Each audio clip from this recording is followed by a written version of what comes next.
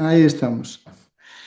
Queridos amigos, muy buenos días, buenas tardes, buenas noches y sobre todo, pues juntos, más allá de la hora que nos estemos viviendo y quizá más allá del tiempo.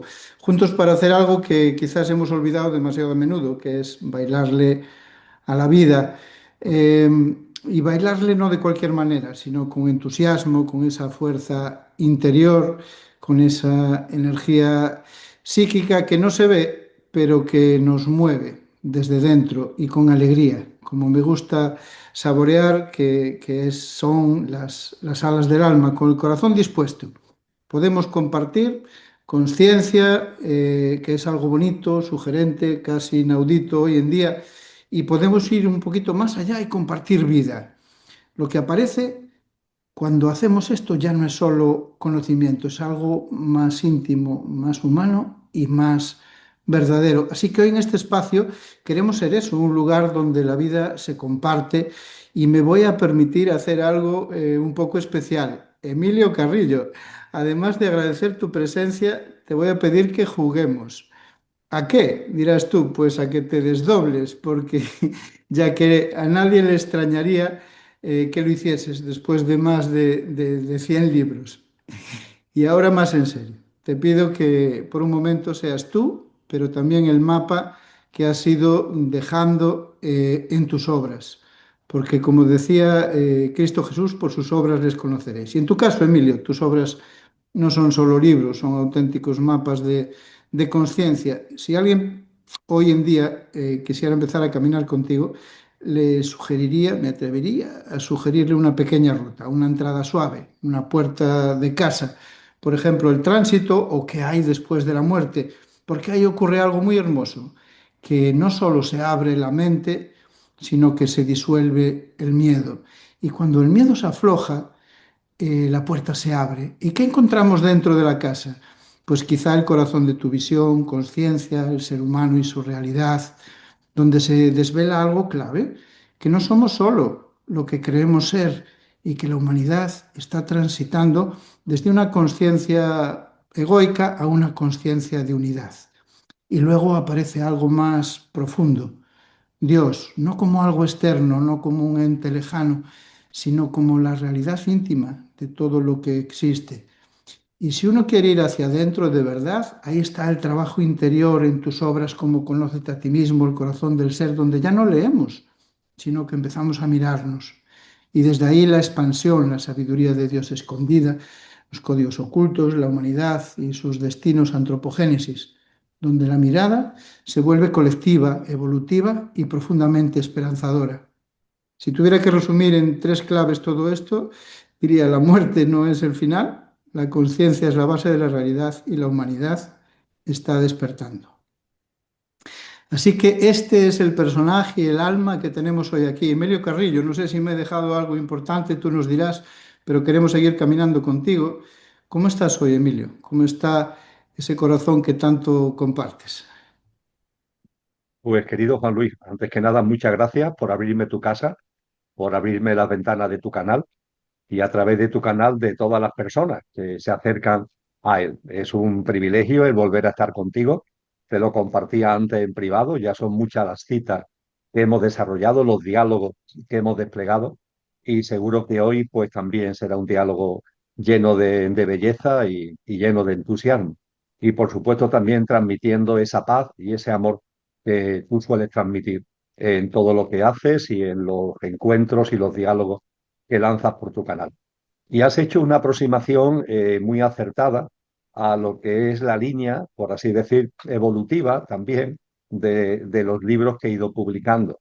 Es verdad que ya, si mi memoria no falla, son 104 libros los publicados, llamando libros publicados a los que tienen todos sus avíos, es decir, tienen el código ISBN, etcétera, etcétera.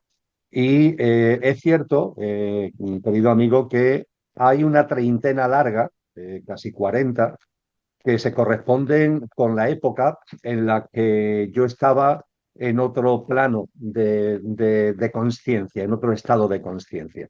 Son libros de economía, de hacienda pública, de desarrollo local.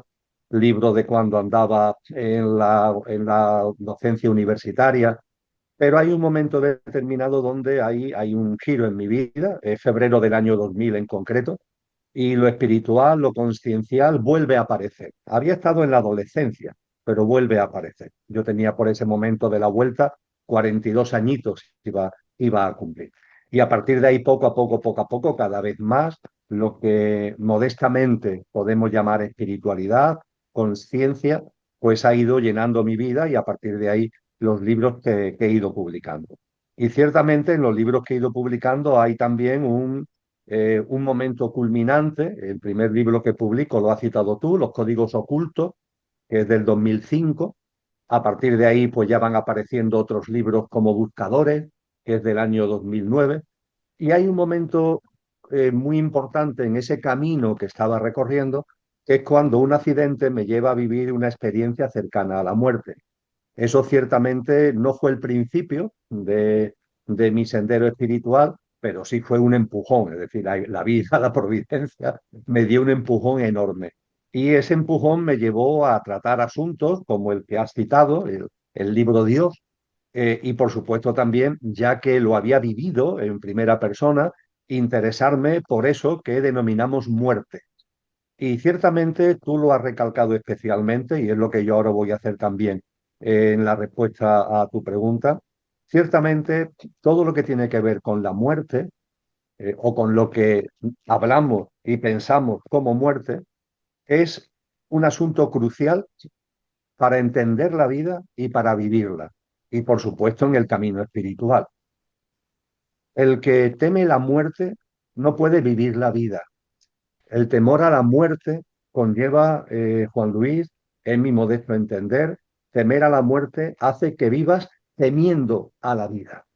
Porque claro, si temes la muerte, si la muerte de alguna forma sospecha que es como un final, pues entonces, ¿qué sucede?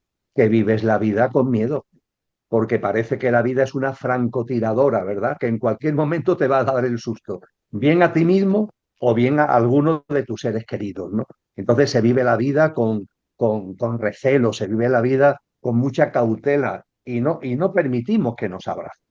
Cuando vamos percibiendo, cuando vamos entendiendo la gran verdad de lo que todos los grandes maestros y maestras han expresado con claridad, y es que la muerte no existe, que la muerte es un imposible, que la muerte es un fantasma de la imaginación humana.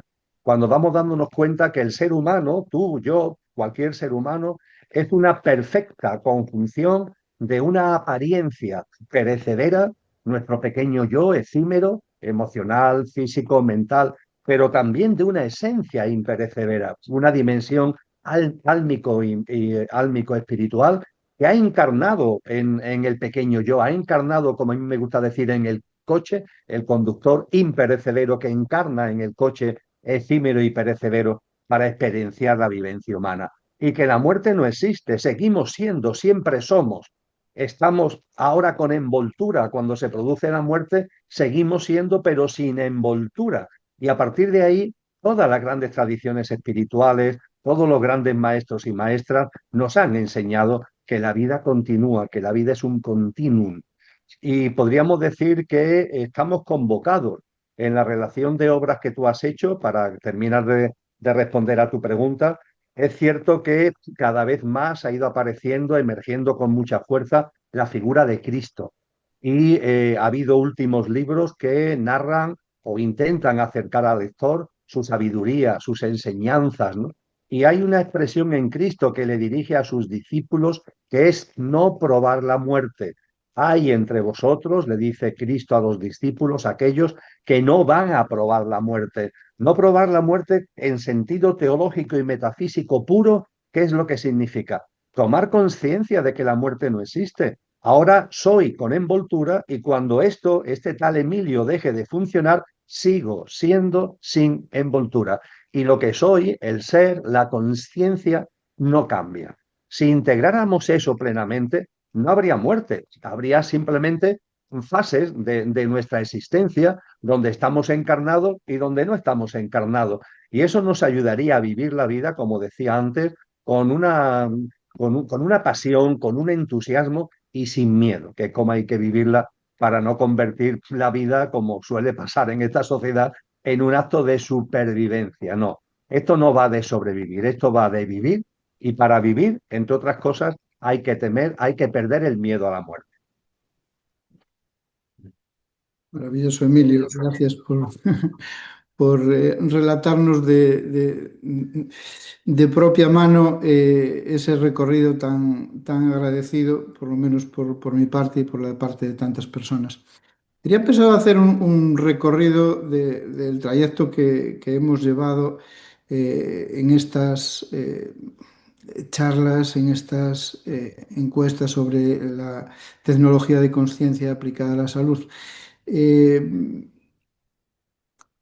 Recuerdo, sobre todo, que esta tecnología no es externa, que no es futurista, que no está reservada a unos pocos, que es inherente al ser humano y que aparece, pues como tú mismo dijiste cuando empezamos a vernos, no como partes aisladas, sino como un flujo vivo en relación con todo, personas, animales. Eh, También comentamos en la primera reunión que la salud no se puede sostener sin una visión trascendente de la existencia, que cuando olvidamos ese sentido nos desconectamos, perdemos la energía y entramos en una inercia vital, pues quizás muy activa por fuera, pero muy vacía por dentro. Ahí emergían el Dharma, el discernimiento, hablamos de todo eso. En el segundo encuentro descendimos un poquito más hacia el corazón, nos detuvimos en el amor, pero no como emoción, no como concepto, sino como principio creador, como un campo relacional, un espacio invisible donde todo se encuentra, donde se reconoce y se transforma, revelando esa unidad que parecía separada. Y desde aquí algo muy hermoso, comprender que el cuerpo no es un enemigo ni un error, sino un interlocutor, es decir, que cada síntoma puede ser un mensaje, un puente invisible, decíamos así en el último encuentro, entre la personalidad y entre lo profundo, en esa dimensión álmico-espiritual que tú hablabas antes. Y que la salud, más que ausencia de enfermedad, es presencia consciente. Exploramos ya casi para acabar algo muy humano, los códigos de lectura, como incluso cuando hablábamos en el mismo idioma y ponía yo el ejemplo con mi mujer, pues que muchas veces no nos entendemos y ahí se abría una invitación profunda a cuidar desde el alma nuestro estado vibracional, empezar a comunicarnos desde el núcleo de nuestra existencia y esa dimensión álmico espiritual, melones que intentaremos seguir abriendo hoy y quizás en días sucesivos. Y por último, nos adentramos en algo muy esencial del ser, el espíritu, el alma y el cuerpo, en esa tríada que decíamos o decías que están presentes en todo lo que existe de modo holográfico y que cuando se reconocen, se vigilan y se integran, permiten esa comprensión real de la vida que te permite vivirla con esa plenitud de la que a veces pues carecemos y con salud que forma parte de esa plenitud. Bueno, terminando. Emilio, sé que es difícil recordarlo todo con tantas entrevistas como tienes, pero resumiendo el resumen, ¿cuál es para ti la esencia y la importancia de este camino que estamos recorriendo? Has hecho un bello compendio de los muchos asuntos que hemos ido desgranando en nuestros encuentros. Y al hilo de esta pregunta que formulas, yo diría que hay como un horizonte, pero un horizonte que no es que esté lejano, es un horizonte que nos debe impregnar ya, ¿no? Es un horizonte hacia el que caminamos, pero que también tiene que estar en el aquí y ahora, en nuestro momento presente, y en el avance hacia ese horizonte que nos tiene también que impregnar ahora, una gran herramienta de la conciencia, ya que ya hemos compartido acerca de las tecnologías de la conciencia, etcétera, etcétera, una gran herramienta de la conciencia. Voy a hablar, por tanto, voy a responder a tu pregunta, por tanto, con brevedad, pero intento hacerlo con hondura, haciendo mención al amor y al discernimiento. El amor y el discernimiento. Yo diría que el amor es el horizonte, es como la estrella polar, para expresarlo más gráficamente, hacia la que debemos estar siempre orientados, el amor. Y un amor además que debe impregnar nuestro aquí y ahora, nuestro momento presente. No el amor solo como destino, sino también el amor como camino y como paso a paso de nuestro presente. Y claro, cuando hablamos de amor, tenemos que centrar la idea. Creo que en nuestros diálogos lo hemos ido modestamente, humildemente, lo hemos ido centrando. Yo creo que el amor que debemos tener ahí como brújula, como orientación, como estrella polar, impregnando también cada paso de nuestro camino, es ese amor del que nos habla Juan, el evangelista, pero en una de sus cartas que hay en el Nuevo Testamento, concretamente en la primera de sus cartas. Porque en la primera carta de Juan se dice algo que es clave, clave, para entender la vida, para entender la existencia, para entendernos a nosotros mismos y para entender lo que significa precisamente la experiencia vital. Dice esta carta primera de Juan a propósito del amor. El amor es de Dios. Quien no conoce el amor no conoce a Dios, porque Dios es amor. Ese amor es al que tenemos que aspirar, ese amor profundo, ese amor verdadero, ese amor que todo lo llena, ese amor que, como muy bien enseñaba Agustín de Hipona, conlleva un orden, el ordo amoris lo llamó él, el orden del universo, el orden del cosmos, el amor. Un amor que efectivamente es divinal. Y ese es el amor al que tenemos que aspirar. Y ese es el amor que nos debería impregnar. Los sabios de la Grecia clásica, cuando hablaban de amor, hablaban de cuatro tipos de amor para diseccionarlo adecuadamente. Y hablaban de que hay el amor con el arquetipo de ágape, el amor de filia, el amor de eros y el amor de soque. Y el amor primero que ellos citaban como el más crucial, ágape, ágape, es este amor divinal, es este amor de Dios. Ese amor de Dios que cuando explosiona en nosotros hace que nuestro verdadero ser emerja y que vivamos realmente, realmente en la presencia de lo que somos. Mi admirado y querido, como tú sabes, San Juan de la Cruz, en su cántico espiritual, con la humildad que lo caracteriza, pero se atreve a decir algo muy, muy potente que en nuestra estrella polar deberíamos tener presente como ejercicio de vida, porque él dice en su cántico espiritual que ya no tengo otro oficio porque ya solo el amar es mi ejercicio. No hacía referencia a Eros, no hacía referencia a Filia, no hacía referencia a Sóquer, hacía referencia a Ágape, a Ágape, a ese amor que es de Dios, porque Dios es amor. Y sé que esto puede parecer en esta sociedad en la que nos encontramos, en este mundo distópico, convulso y lleno de removimiento y todo muy acelerado, pueden parecer palabras, palabras, pero no son palabras, son obras, son actos, son gritos del alma que nos deben impregnar, que nos deben llenar y que, repito, nos deben seguir de estrella polar para orientarnos, pero también impregnar nuestro presente. Y en ese avance, hacia esa estrella polar, el discernimiento como instrumento, el discernimiento como herramienta, un discernimiento al que podemos acceder a través de algo tan sencillo de expresar y tan potente de llevar a la práctica como lo resumió Cristo Jesús. Porque él hablaba con insistencia del discernimiento y cuando hablaba del discernimiento nos decía que para que el discernimiento nos impregne se precisa una visión trascendente de la vida y de la existencia. Punto uno. Mira más allá. No te apegues a lo superficial. No te quedes en la apariencia. Ten capacidad de abrir tus ojos, tu alma, tu corazón a la esencia que está más allá de la apariencia. Supera el alejamiento de lo divino y de lo sobrenatural. El término pecado etimológicamente significa precisamente alejamiento. Sal del alejamiento de lo divino y de lo sobrenatural. Que lo divinal y lo sobrenatural se abra ante ti, que tenga capacidad de compartirlo, porque cuando perdemos la percepción de lo divino, lo dijo a principios del siglo XX muy, muy acertadamente y muy concisamente Rudolf Steiner, él decía, perder la percepción de lo divino es una enfermedad.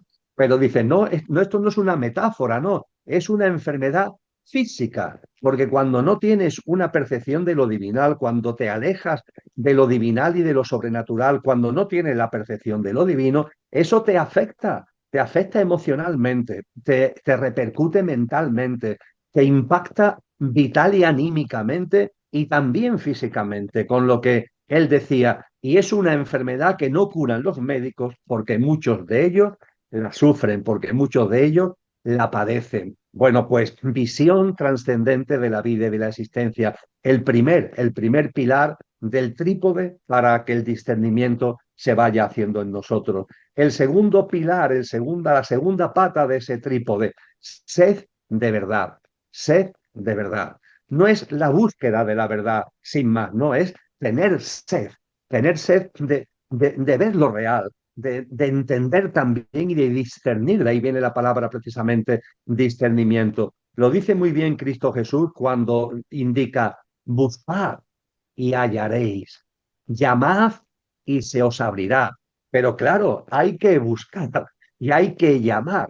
Y debemos tener la seguridad, porque nos lo garantiza ni más ni menos que Cristo, de que si buscamos, hallamos, y que si llamamos, se abre. Pero hay que tener esa sed de verdad, hay que no conformarse con los sistemas de creencias que nos indica esta sociedad, no conformarse con lo primero que llega a nuestra cabeza cuando nos enteramos de algo, leemos algo o llega a nosotros cualquier cosa. No, no, no, hay que ahondar, hay que profundizar.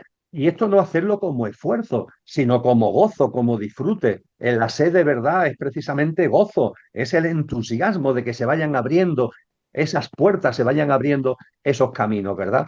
Y junto con la visión trascendente espiritual de la vida y de la existencia y la sed de verdad, la tercera pata del trípode, la modestia, la humildad. También hay una frase de Cristo que es para comérsela la frase, cuando dice, gracias Padre, porque has ocultado estas cosas a los que se lo dan de entendido y se lo has mostrado a la gente sencilla, los prepotentes, los que van por ahí creyendo que, los que se la dan que saben mucho, los expertos que hoy abundan por un lado y por el otro y no son capaces de ver más allá de lo que está ahí delante, no tienen percepción trascendente, no tienen mirada profunda de la esencia.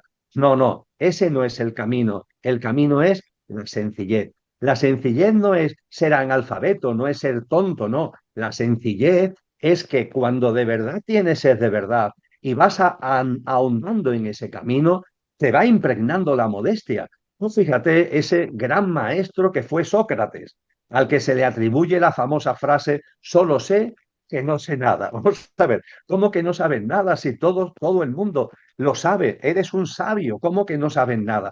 Hay que tener siempre esa humildad, hay que tener siempre esa sencillez presente. Y cuando la visión trascendente de la vida, la sed de verdad y la humildad, la sencillez va apareciendo en nosotros, el discernimiento se va haciendo. Y el discernimiento nos va mostrando que en la vida nada ocurre por casualidad, que la vida está llena de causalidades, de señales, de sincronías, que en la vida todo tiene un sentido profundo, un porqué y un para qué, que la vida siempre nos abraza, que la vida se despliega delante nuestra en patrones, que la vida siempre, siempre nos está regalando lo que necesitamos álmicamente para nuestro desenvolvimiento espiritual. La mente, eso que la vida pone por delante, la mente puede llamarlo negativo, positivo, pero no, siempre, siempre es lo que corresponde. Volvemos a San Juan de la Cruz, el papel de las noches oscuras, también las noches oscuras.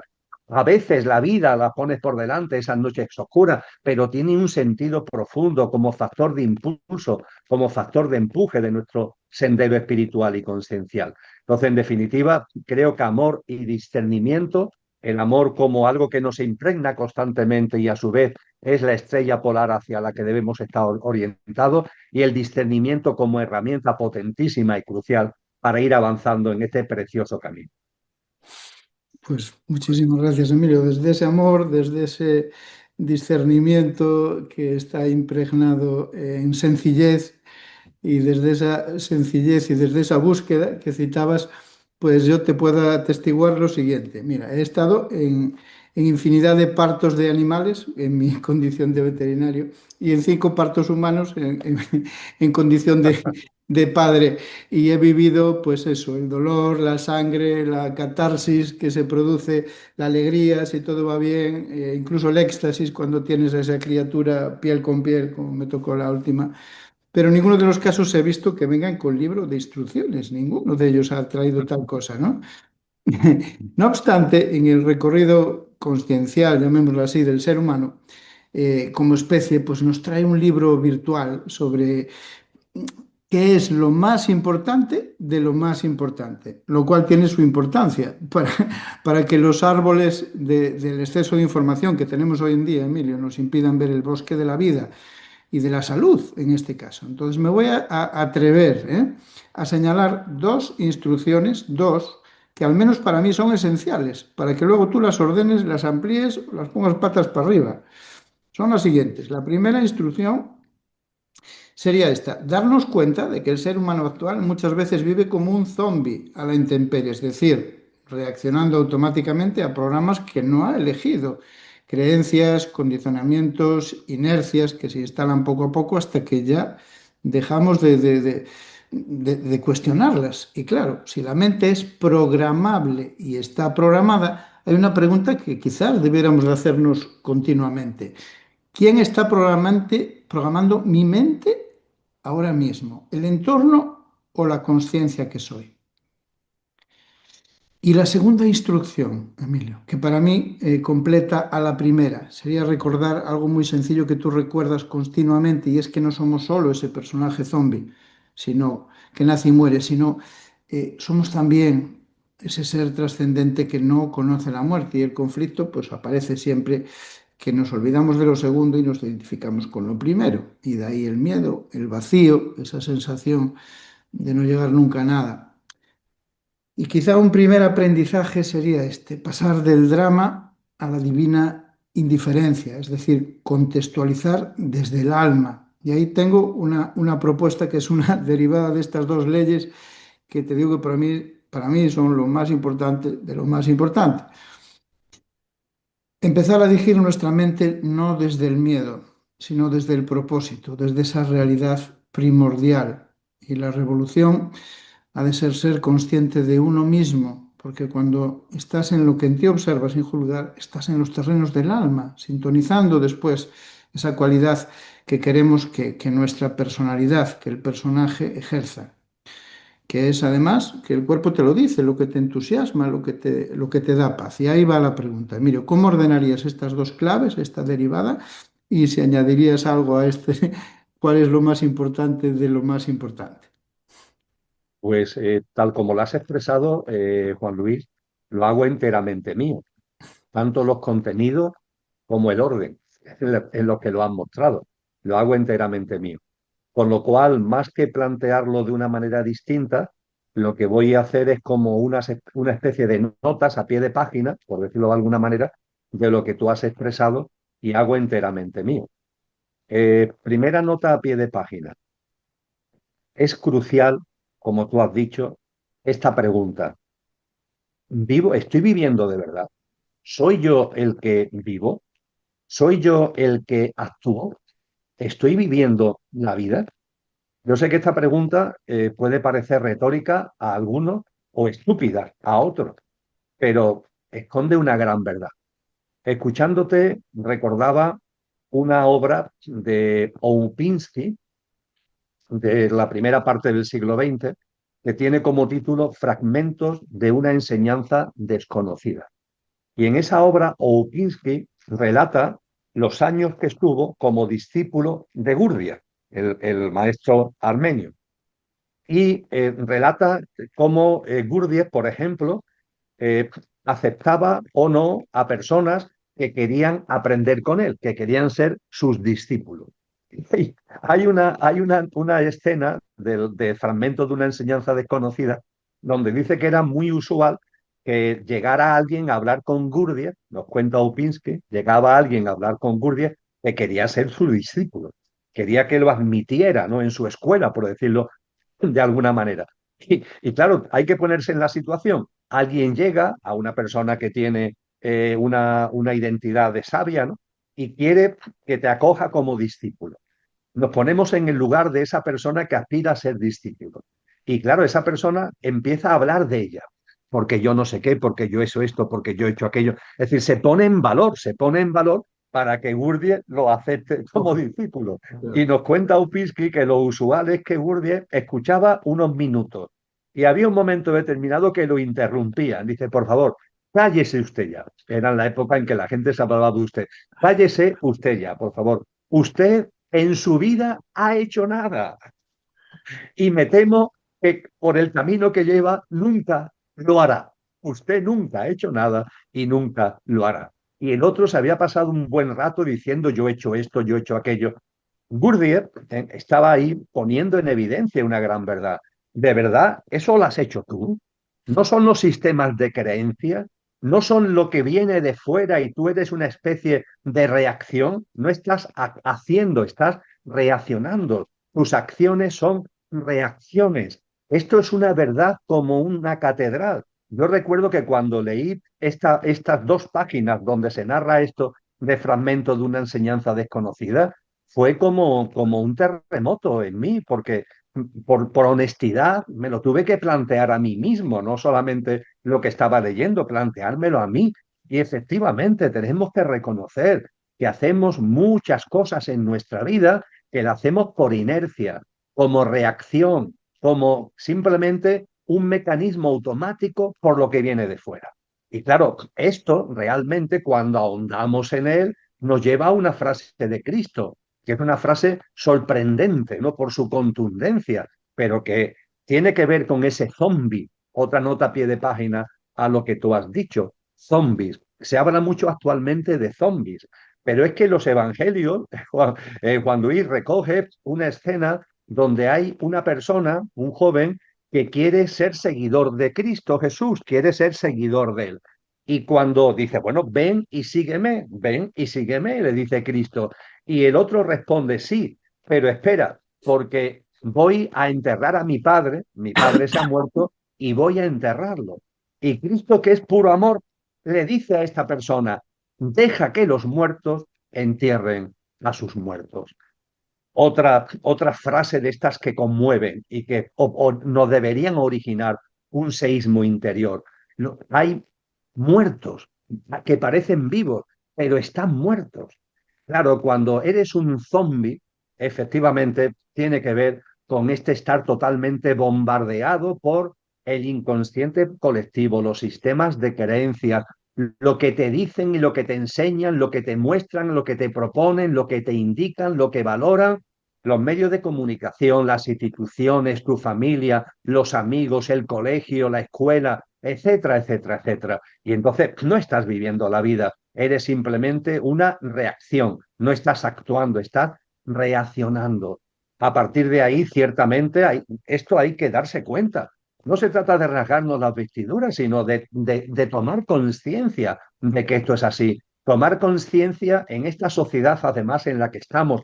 Esto es mucho más que nunca antes, siempre lo ha sido, pero ahora es más que mucho antes por todo el influjo de las redes sociales, de las tecnologías mal utilizadas, no al servicio del discernimiento, sino al servicio precisamente del monitoreo, del dominio, del control, del miedo, etcétera, de la inestabilidad, de la inseguridad, de la incertidumbre, que nos van encadenando a una forma de vivir que, como decíamos hace un ratito, no es vida, es convertir la vida en un acto de mera supervivencia. Y cuando todo esto ya lo vamos de alguna forma anclando en nosotros, volvemos a lo que decíamos hace un rato, es el momento de recordar ese gran parámetro que es el amor, la gran herramienta que es el discernimiento y la presencia de lo que somos. Hay que prestarle atención a lo que hay dentro. Tú lo has compartido muy bien además en esta especie de compendio tan maravilloso que has hecho, porque cuando además lo que somos se hace presente, aparece el entusiasmo, aparece las ganas de vivir, aparece la vida de verdad. Y no es que las cosas te vayan bien o te vayan mal a juicio de la mente, ya entras en otro orden, ya entras en otra dimensión. También lo han enseñado los sabios y esto no va de bienestar. La gente quiere sentirse bien, sentirse bien. en esta sociedad se aspira al bienestar. Y fíjate, la misma palabra te lo dice, bienestar, malestar. Ahora está, ahora no está. Tenemos que aspirar a algo más legítimo, más verdadero, más auténtico y más permanente, que es la felicidad como el estado natural del ser. La felicidad que tenemos dentro escondida y que tenemos que manifestarlo. Y fíjate que tú todo esto, y voy a terminar como tú empezaste, hablando de ese precioso momento del nacimiento, ¿verdad?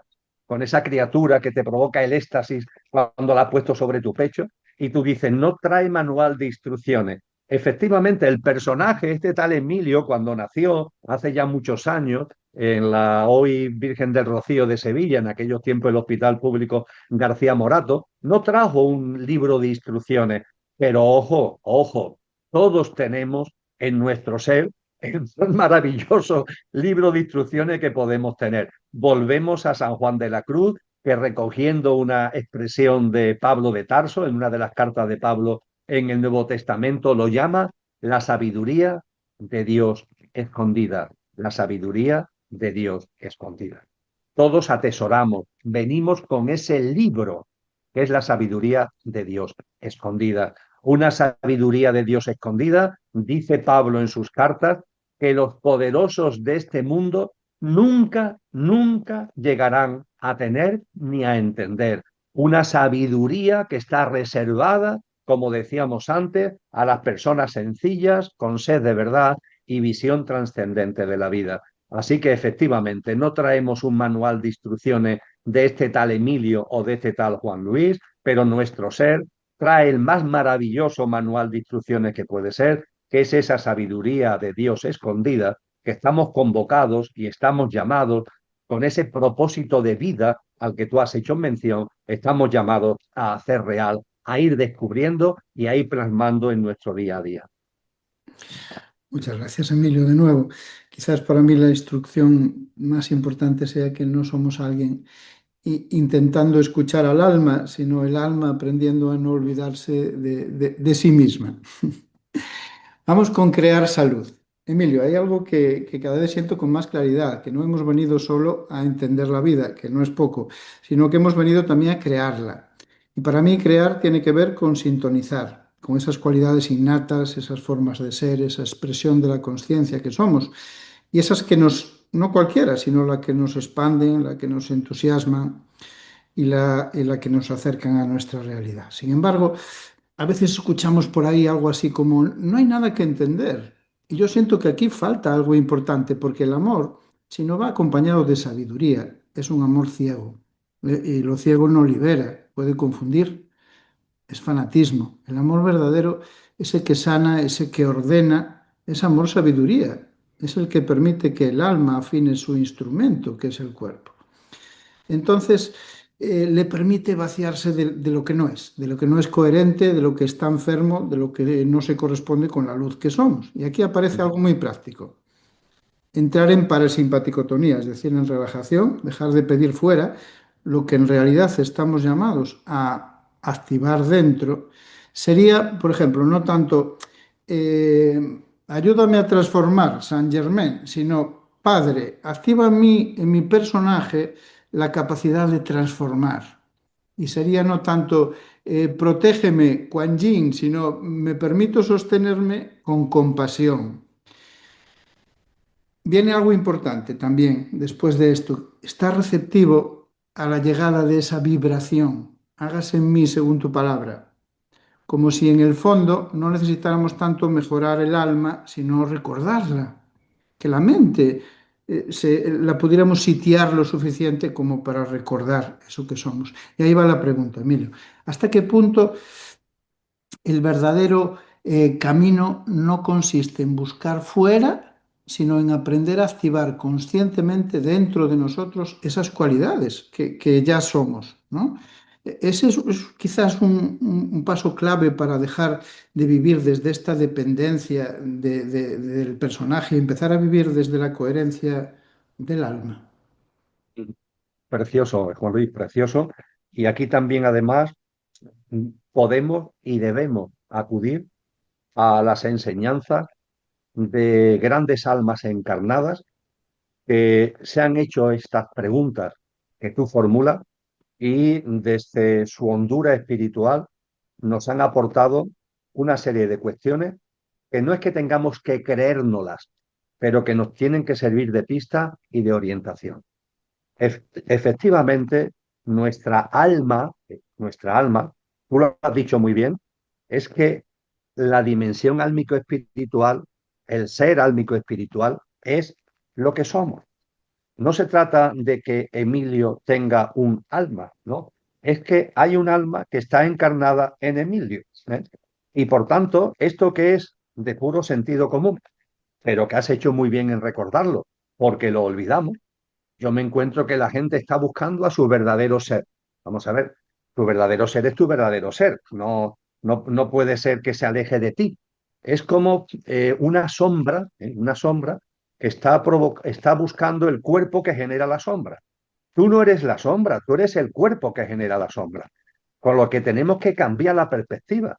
No se trata de que la sombra busque al cuerpo, no. Se trata de que el cuerpo tome conciencia de lo que es. Se trata de que el ser tome conciencia de lo que es. Y eso significa que, y ahí voy a las enseñanzas de estos grandes sabios, nos han dicho que nuestra dimensión álmica espiritual, nuestra alma, lo que realmente somos, tiene unas cualidades innatas, tiene unas, en terminología mística se le llama unas potencias, tiene unas potencias. Son potencias latentes. ¿Y qué corresponde? Hacerlas patente. Lo que es latente, hacerlo patente. Todas las almas encarnadas en todos los personajillos que andamos por este mundo tienen esas cualidades. Esas cualidades las desgranó muy bien Platón, por ejemplo. Las llamó virtudes y a partir de las virtudes vienen antes las aspiraciones, los ideales que tienen que ver con estas cualidades del alma. Y en la mística cristiana se le ha dado ese nombre de potencia, las cualidades del alma que están ahí, latentes y que corresponde hacerlas patente. En el precioso camino de la vida, en la singladura de la vida, que esas cualidades de lo que somos se hagan realidad en este personaje. Y esas cualidades, esas potencias, no son 500.000, son tres, no estamos hablando de algo complicado y que donde haga falta tener mucha capacidad ahí. No, estamos hablando de tres. Y están muy bien resumidas en la obra de Agustín de Hipona, en la obra de Tomás de Aquino, están muy bien en la obra de San Juan de la Cruz, están muy bien resumidas. Memoria, voluntad y discernimiento. Memoria, voluntad y discernimiento. Memoria, no la memoria intelectual, la memoria de lo que es, la memoria de lo que somos, el recuerdo de lo que es y el recuerdo de lo que somos. Hay que recordar que Siddhartha Gautama Buda enseñaba que la gran causa del sufrimiento humano es el olvido de lo que somos, la ignorancia de lo que somos, el amnesia, el Alzheimer de lo que somos. Tenemos que recordar lo que somos, poner en valor lo que somos y lo que es, lo divinal que hay en todo, lo divinal que hay en mí, la esencia que hay en todo, la esencia que hay en mí. Esa es la memoria como primera potencia del alma que de latente tenemos que convertir en patente. Después la voluntad. La voluntad es fundamental. Fíjate, hay una frase de un místico sufi, Rumi, que dice, quien tiene voluntad carece de voluntad. Es otra provocación, una especie de contrasentido, pero que es provocador. Quien tiene voluntad carece de voluntad. Vamos a ver, la voluntad no es la de este tal Emilio, no es la del pequeño yo.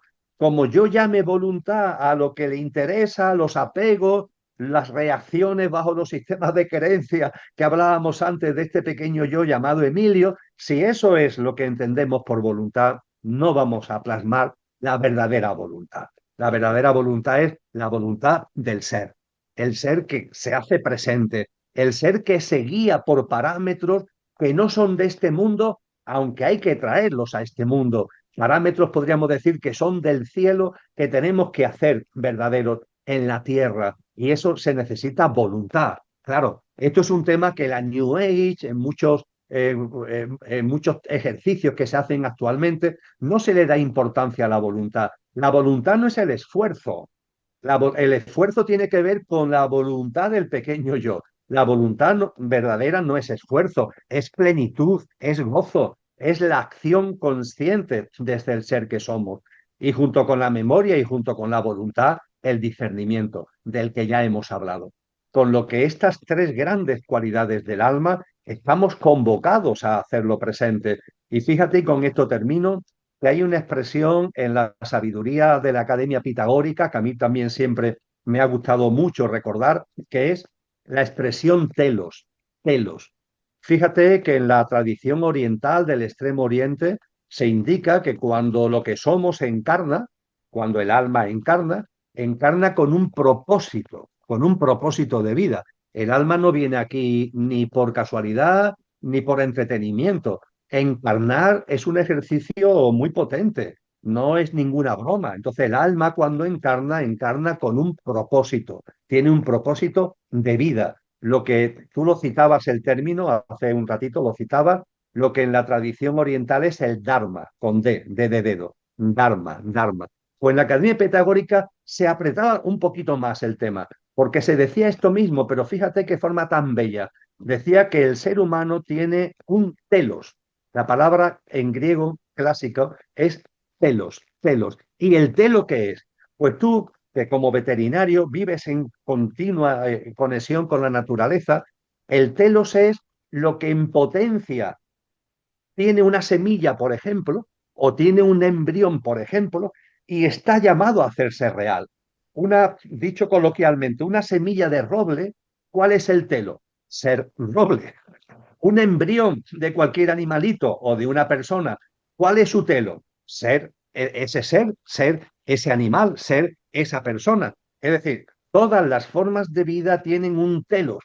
Es como algo que la anima, que está en el núcleo más íntimo y que está llamado a hacerse real. Un telo que debe crecer, que debe fructificar, que debe realizarse. Pues bien, cuando hablamos de todo este tipo de cosas, tener en cuenta que tú, yo, en lo que realmente somos, aquí encarnados, hay un telo que tiene que ver también con estas potencias del alma a la que hemos hecho mención y que estamos llamados a cultivar ese telo, a regarlo, a darle fuerza, a ponerlo en su sitio, a darle valor para que ese telo vaya germinando y el roble finalmente sea realmente un roble. Que no nos quedemos ahí simplemente como algo que pudo ser y no fue, como una haz de probabilidades. No, ese haz de probabilidades vamos a hacerlo real, querido amigo. Muchas gracias, Emilio. Vamos a hacerlo es real y vamos ahora a hablar de una cosa que es muy real, pero que se llama milagros. Los milagros en salud existen y yo sé cómo funcionan. Emilio, hay algo que me gustaría abordar contigo en este sentido con honestidad y también con cierta valentía. Porque es un tema que dependiendo de cómo se mire, pues puede parecer extraordinario o profundamente natural.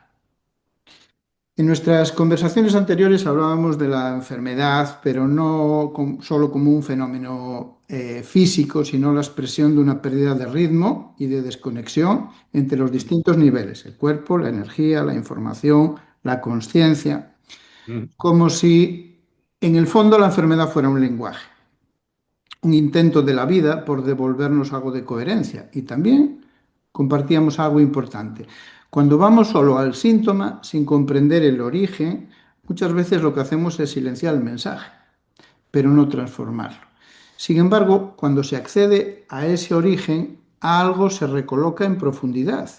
Aparecen los fenómenos que muchas veces llamamos milagros, pero que quizá no lo sean tanto y sean el resultado de leyes que todavía no conocemos. Te comparto esto también, no solo desde el hablar, sino desde la experiencia directa. Ya sabes que a mí me gusta siempre poner ejemplos de casa, porque así no me voy muy lejos. Es desde lo vivido. Mira, durante 3 años, que se dicen enseguida, empiezas a contar días y son un montón. Cada vez que intentaba comunicar algo importante, se desencadenaba una tos de garganta intensa que me impedía hablar.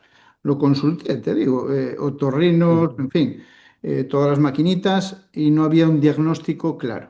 Sin embargo, tras dos intervenciones muy concretas, Una de ellas, una lectura profunda de una persona que tiene la sensibilidad especial de ver, eh, pues me dijo, mira, tienes ahí un ente, Juan. Bueno, no voy a profundizar por ahí, pero un ente.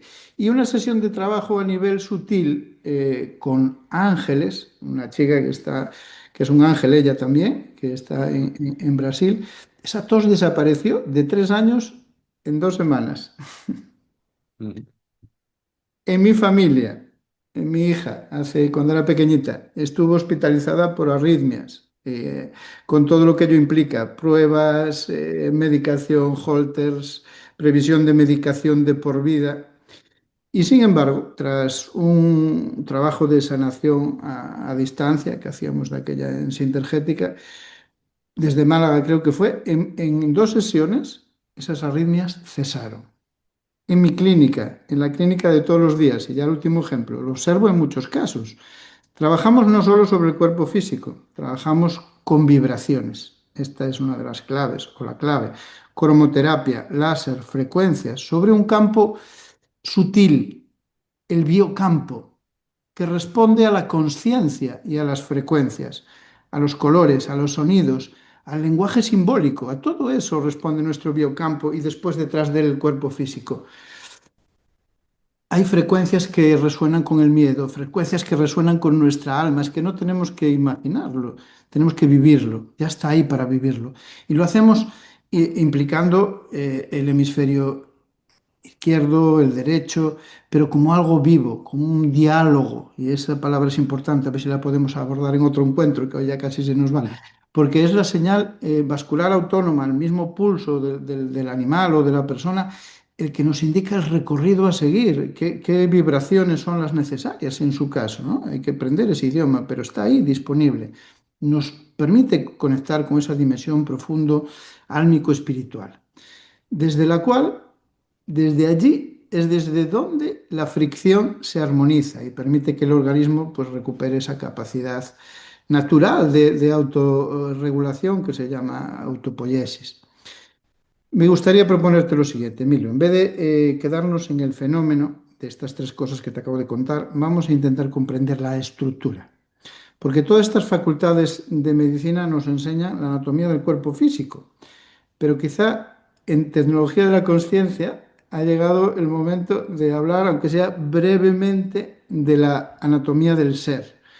¿Podrías ayudarnos a comprender desde tu visión, que tú conoces bien cómo se estructura el ser humano en sus distintos niveles, en esos campos que se interpenetran? Es que esa es una de las claves, lo físico, lo energético, lo emocional, lo mental, esas dimensiones hasta llegar al alma y a la tríada espiritual, así como para no pedirte, porque ya se podía estar una semana hablando de esto, pues no sé, unos pinceladas, porque las que nos des seguro que nacen de ese amor y de ese corazón, porque podemos entender desde esta arquitectura que lo que llamamos milagro vibracional en salud puede tener en realidad una base mucho más coherente de lo que imaginamos. Así que eso es lo que te pido. ciertamente. Eh, Cuando hacemos referencia a la constitución del ser humano, hemos compartido hace un rato, hemos recordado hace un rato, que el ser humano es una perfecta conjunción de lo efímero, pasajero y de lo imperecedero. Nuestra dimensión álmico-espiritual es lo imperecedero, lo permanente, lo que es. Y la envoltura, el coche, es lo efímero y lo pasajero. Por tanto, el conductor, que es nuestra dimensión álmica espiritual, está encarnada en un coche para experienciar la vivencia humana. El primer punto a tener en cuenta es que el conductor lleve el mando del coche. Es lo primero a tener en cuenta. El recuerdo de lo que somos, la memoria, etcétera, etcétera. Además, cuando el conductor toma el mando del coche, es cuando el coche se va llenando de discernimiento. Si no, es imposible. Ya lo hemos hablado y no lo voy a repetir.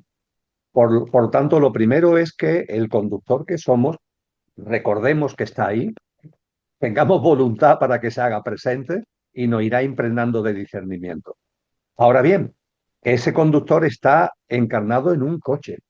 El coche es nuestro pequeño yo, sí, pero las grandes tradiciones, la gran sabiduría, nos ha enseñado, al hilo de lo que tú has planteado, que en el pequeño yo hay distintos componentes que están interconectados entre sí, pero que cada uno tiene su funcionalidad y que hay que conocerlo.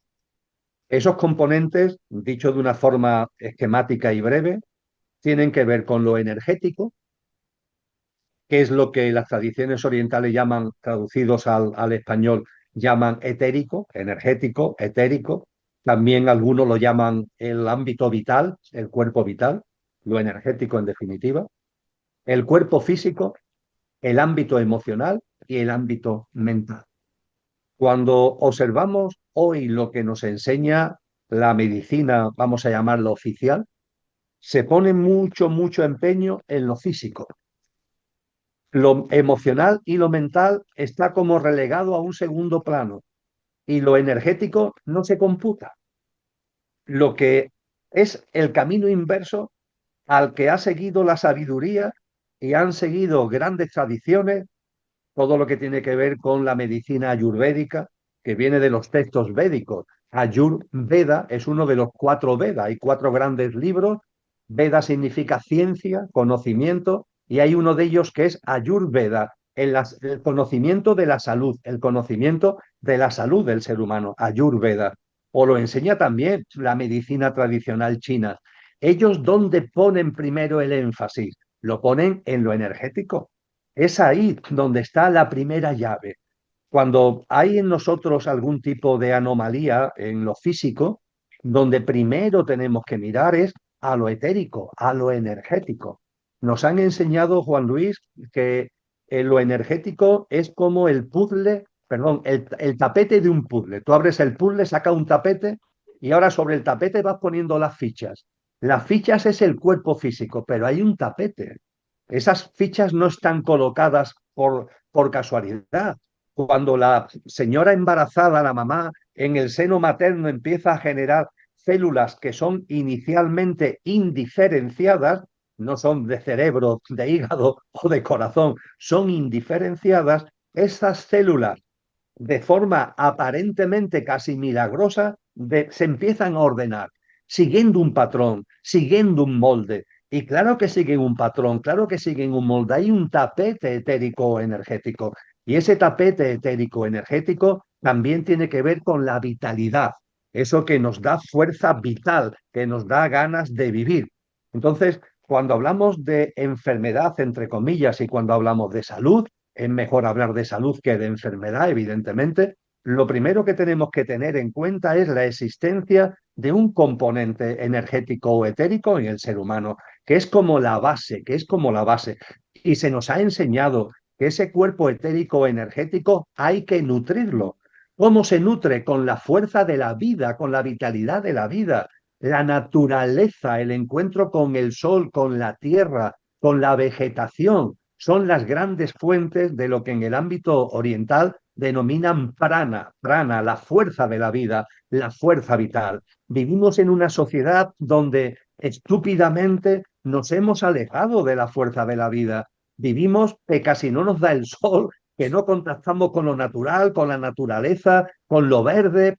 Es tan importante que vayamos recuperando hábitos de vida en donde todo eso se haga presente, el caminar descalzos, no porque eso sea una especie de tema extraño, no, no, el contacto con la tierra, el contacto con la naturaleza. Si puedes ir a un parque que esté cerca de tu actividad laboral o de tu casa, con disimulo, intenta abrazar un árbol. Si no lo abrazas porque te da vergüenza, siéntate con disimulo y pon tu espalda pegado al árbol.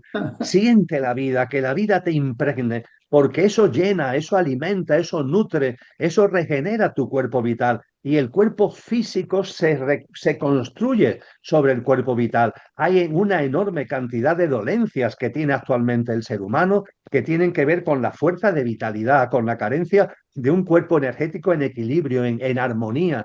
Entonces, esto es crucial que lo tengamos en cuenta. Y, por supuesto, recuperar también las repercusiones que lo emocional y lo mental tienen en nuestro cuerpo físico, Juan Luis, cosa que solemos olvidar. Un ámbito emocional perturbado, turbado, con turbulencia, repercute en el cuerpo físico desgastándolo. provocando síntomas que llamamos enfermedad, pero que su base verdadera, su causa, está en disfunciones que estamos viviendo en nuestro mundo emocional. Y lo mismo ocurre con el mundo mental. Y por eso, en los momentos que estamos viviendo, una sociedad, vuelvo a decirlo, distópica, removida, acelerada, ¿qué es lo que sucede? Que nuestro mundo emocional y nuestro mundo mental está muy tocado. Debemos ser conscientes de eso. Debemos ser conscientes de que estos sistemas de creencias, estos influjos que vienen de fuera, ¿qué nos están transmitiendo continuamente? Miedo, inseguridad, incertidumbre. Pero no es un día, es un día y otro día y otro día y una vida basada en las carreras, en el culto a la velocidad, en el estrés, en la ansiedad. Y no es un día, es un día y otro día y otro día. Estos son gotas malayas que van afectando a nuestro mundo emocional y a nuestro mundo mental y finalmente esas turbulencias emocionales y mentales repercuten, no puede ser de otra forma, aparecen el síntoma aparece en el cuerpo físico. Así que cuando aparece en nosotros una dolencia física, amén de lo físico que está ahí, deberíamos recapacitar sobre el mundo energético, deberíamos recapacitar sobre nuestro mundo emocional y mental y por supuesto todo esto lo englobo para terminar, Juan Luis, en el hecho de que la vida siempre nos abraza. Es decir, que incluso cuando aparece esa enfermedad, que muchas veces nos empeñamos en intentar acabar con ella sobre el síntoma y no yendo a la causa, lo cual sirve de muy poco porque eso va a ser algo efímero y a medio y largo plazo incluso puede ser que contraproducente. Bueno, pues en lugar de atacar el síntoma, tenemos que preguntarnos cuál es el mensaje, esto a qué se debe y cuál es el mensaje que esto lleva para mí. Porque la vida siempre nos abraza, todo tiene un porqué y un para qué. A partir de ahí, la enfermedad como camino, la enfermedad como mensaje, pero evidentemente eso exige discernimiento, eso exige conciencia. Y eso que efectivamente, tú lo has dicho maravillosamente, no son milagros. Pueden parecer milagros, pero no lo son.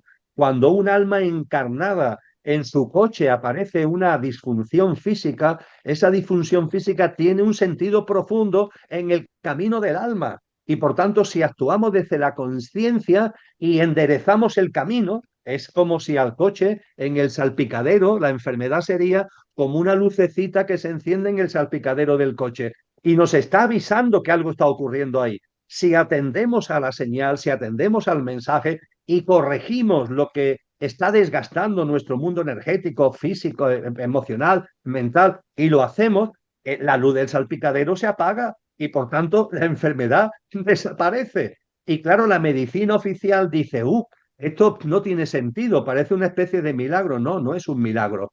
Todo tiene un sentido profundo y cuando en conciencia nos damos cuenta y atendemos la enfermedad percibiendo que hay un sentido profundo y es una señal para enderezar nuestra vida por un camino distinto y eso lo hacemos, la luz del salpicadero se apaga y eso no es un milagro, es pura tecnología de la La conciencia. conciencia. Y esa es la correcta actitud, Emilio. Somos, y lo dice la física también, somos vibraciones a caballo de otras vibraciones. Incluso el cuerpo físico es eso, son campos de energía que se Exactamente. sobreponen. Entonces, teniendo ese conocimiento, lo que nos falta es tener la experiencia y empezar a vivir como si fuéramos el alma, ¿eh? Ahí tengo mucho que comentar contigo, quizás en otro encuentro podamos hacerlo, pero ahora creo que vamos por la hora y toca despedirse. Y me gustaría despedir este encuentro con una pequeña historia, que posteriormente, a modo de cierre, nos regales tú, si puede ser, una reflexión final.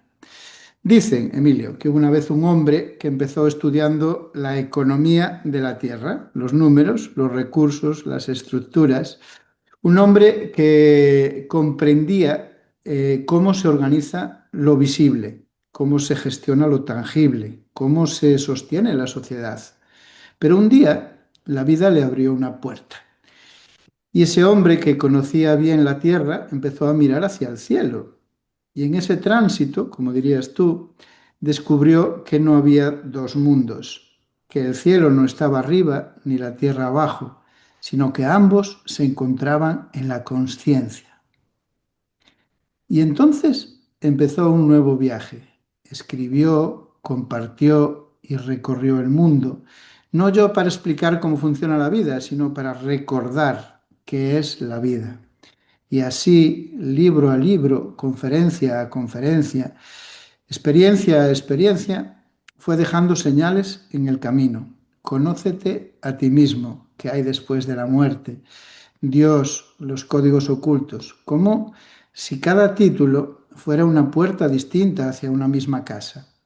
Una casa que tú mismo nombraste de forma preciosa, el cielo en la tierra.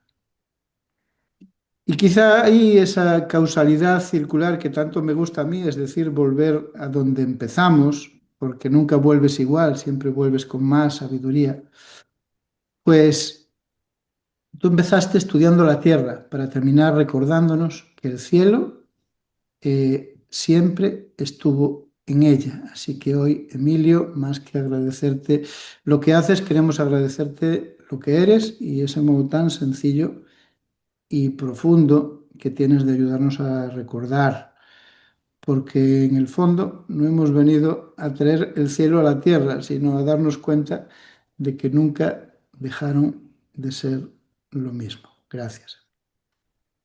Muy bello, querido Juan Luis, te lo agradezco de corazón y seguimos caminando. Aquí somos almas encarnadas.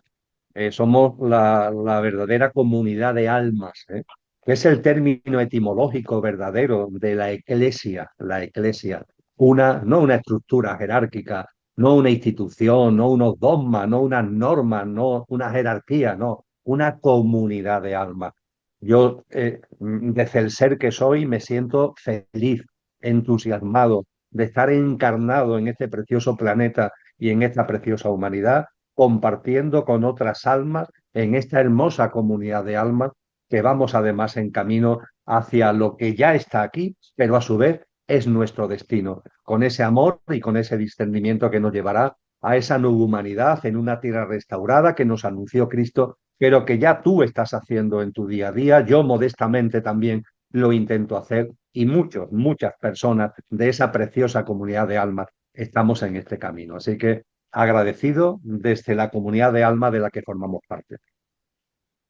Gracias, Emilio. Gracias a todos vosotros por acompañarnos en este viaje donde la conciencia se hace vida y el amor se reconoce en todo.